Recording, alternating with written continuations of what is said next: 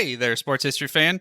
This is Arnie Chapman, aka the Football History Dude. And before we get into this episode brought to you by the Sports History Network, I wanted to tell you about another book giveaway that we have on the website. Our friend of the network, Timothy J. Brown, is giving away 5 copies of his latest book. This book is titled Hut Hut Hike, A History of Football Terminology. This book explores the history of football terminology by examining when and why more than 400 familiar words and expressions entered the game. By linking the game's evolution to changes in its language, readers learn the origins of first string, basic fundamentals, X's and O's, long snapper, and hundreds more of terms used in every football conversation or broadcast. Organized in easy-to-read, bite-sized chunks and filled with period images and illustrations, Hut Hut Hike tells football's history one word at a time. Now, to sign up for a chance to win your copy of the book, head to sportshistorynetwork.com/giveaways. Again, that's sportshistorynetwork.com/giveaways. Welcome to Football is Family, a podcast dedicated to the fan and fan experience. My name is Jeremy McFarland, and I want to look at the positive behind what makes football so enjoyable to watch and follow. I want to know why you are a fan of your team, of a player, or an era of football. Whether the pros, college, or high school, I want to hear and share your stories and your love for the game. If you want to be part of this podcast, please message me on Twitter at Jeremy_McFarland or on Facebook at the Football is Family Facebook page. This podcast is part of the Sports History Network, your headquarters for the yesteryear of your favorite sport. You can learn more at sportshistorynetwork.com. I'd like to welcome everybody back to another episode of the Football is Family podcast. And as I'm doing this, I am in a morning state. I'm just not feeling great about it. Everybody knows this is the Football is Family podcast, aka Tennessee Titans podcast at times, more times than not. And I watched the game last Saturday and saw the Jaguars beat my Titans. Titans gave up a lead. They gave up the year. We were 7-3 at one point, and then we went on to go 7-10. Jaguars earned it. They got hot when it mattered, and the Titans did the exact opposite. You know, it's a game, and I understand that, but you also like to see your teams in the playoffs. So, you know, you think about it right now. I came on earlier this year, and I think I picked the Bills to win the Super Bowl.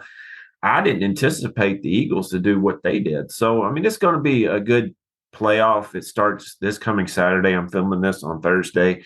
Or actually, I should say I'm recording this on Thursday.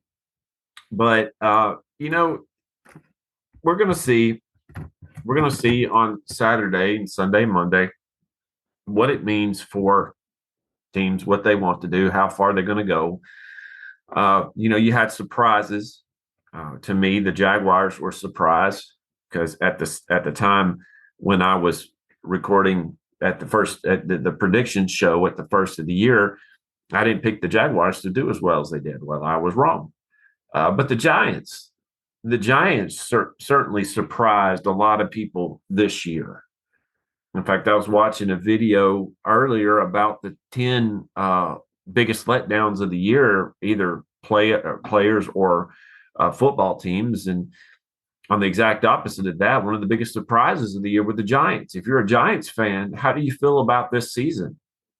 If you're a Jaguars fan, how do you feel about this season? Do you feel like you have gone as far as you can into the wild card playoffs? I mean, were you surprised to even win the AFC South? If you're a Buccaneers fan, are you happy with the record that you have, even if you're in the playoffs? You know, you think about all this. The Eagles are very happy about this. And if you're an Eagles fan, you know, congratulations. You picked up a great player in the offseason, and he was well worth what you paid for him. The Cowboys, to me, I would not want to play either the Eagles, Cowboys, or the 49ers in the NFC during the playoffs. I just think that they're the teams. One of those three is going to go to the Super Bowl, in my opinion. I don't know which one is which. Brock Purdy, Mr. Irrelevant, he is an amazing story. I mean, come on. You got to give Kyle Shanahan some props for doing this.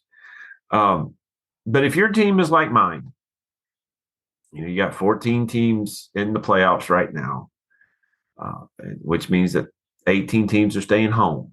The Bears get a first pick overall. Are you going to go quarterback?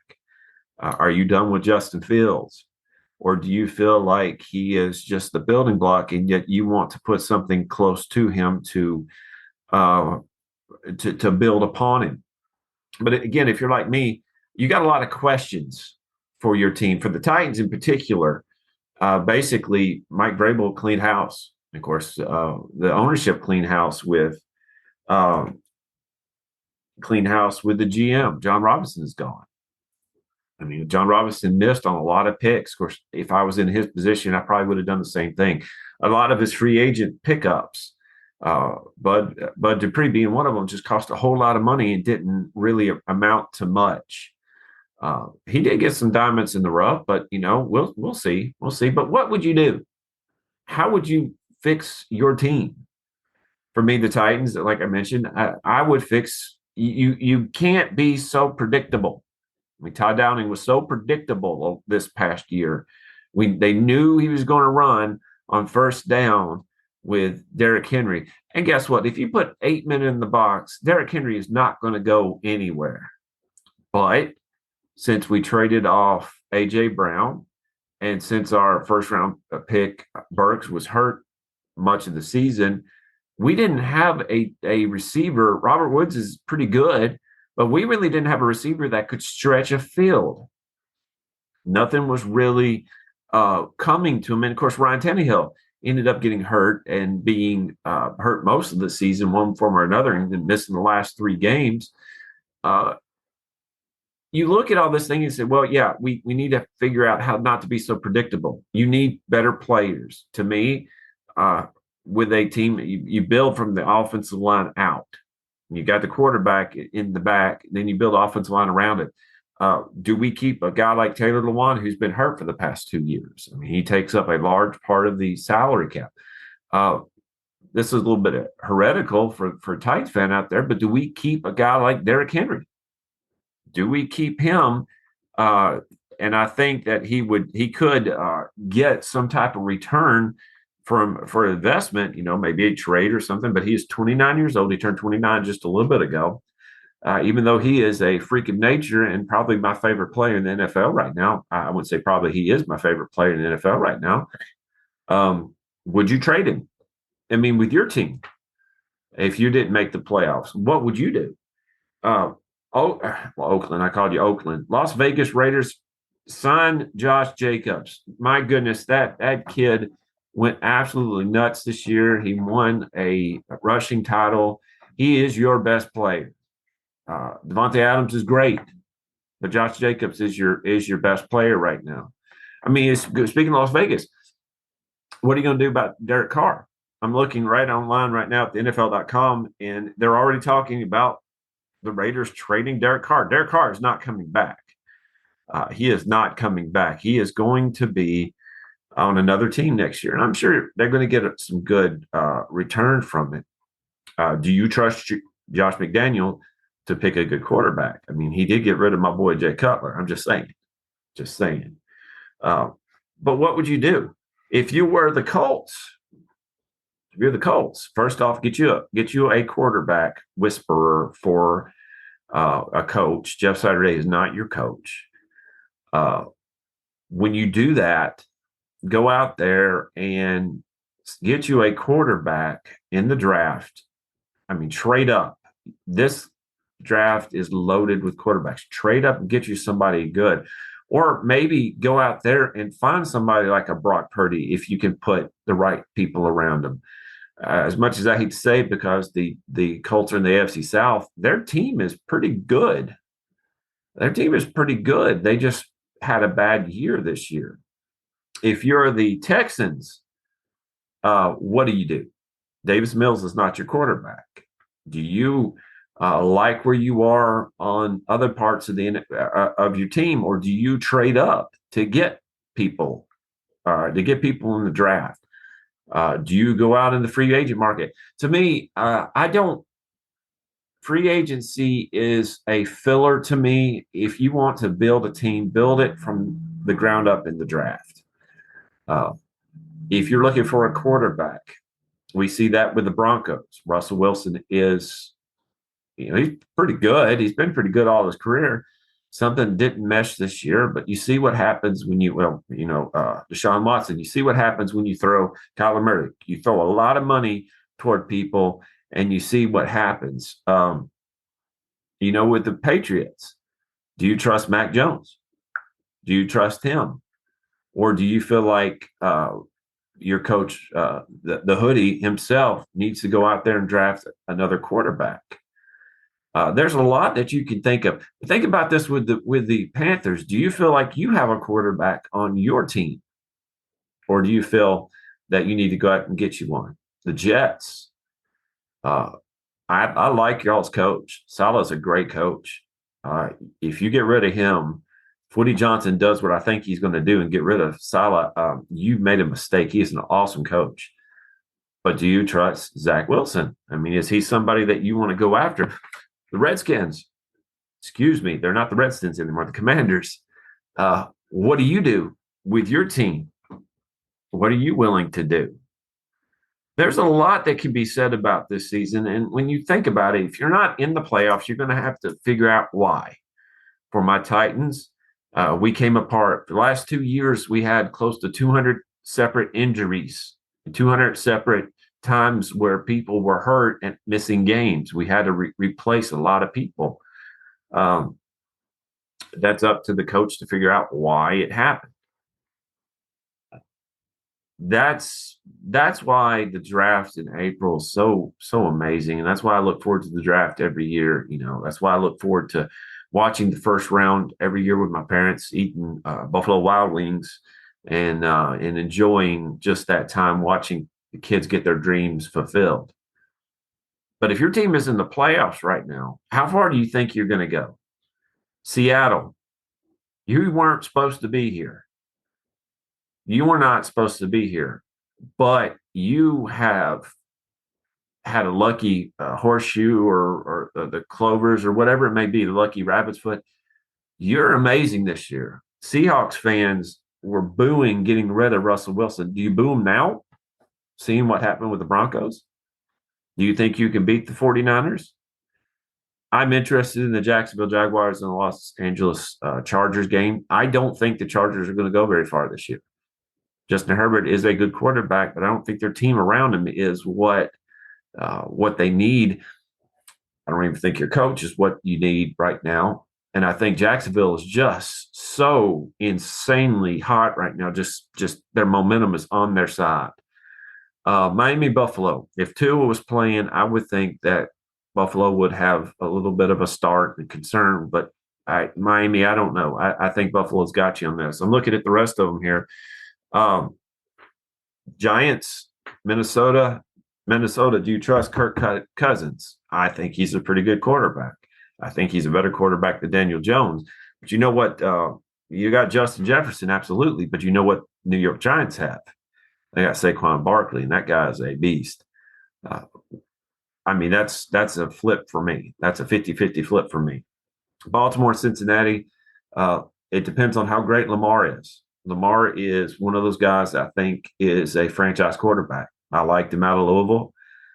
Even though he went to the Ravens, I think he's one of my favorite players. Little injury prone.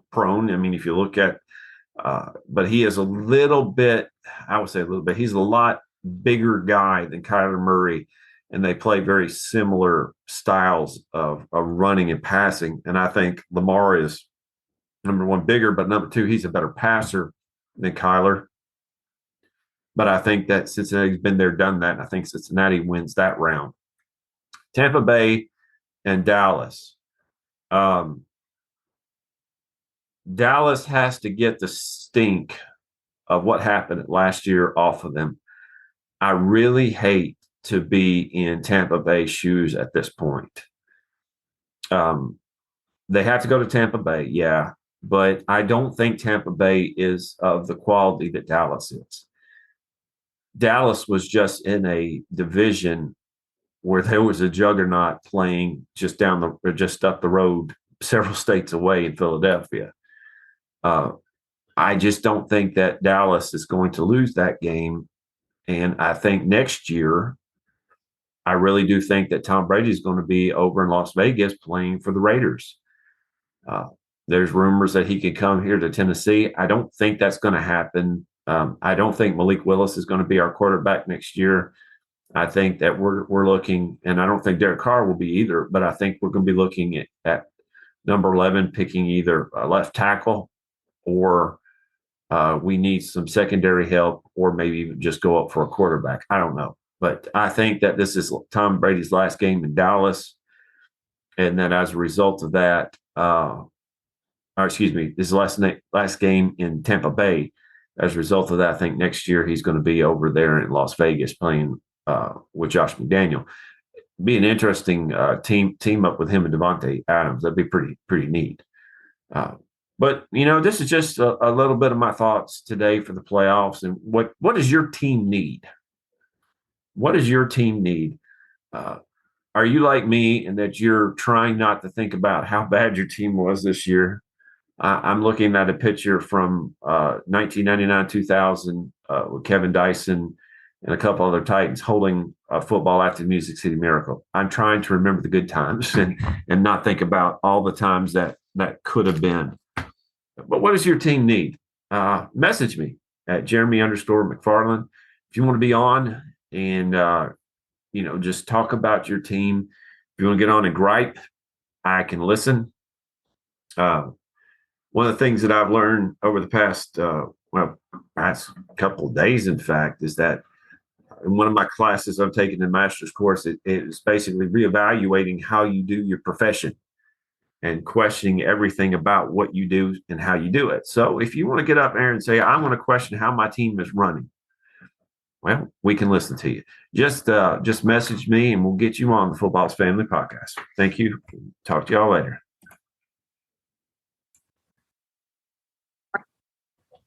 And we have a new sponsor here at the Footballers Family Podcast. It's Manscaped. Support for the Footballers Family Podcast is brought to you by Manscaped, who is the best in men's below-the-waist grooming. Manscaped offers precision-engineered tools for your family jewels. Manscaped recently launched the Ultimate Men's Hygiene Bundle, the Performance Package. Join over 5 million men worldwide who trusted Manscaped with this exclusive offer for you.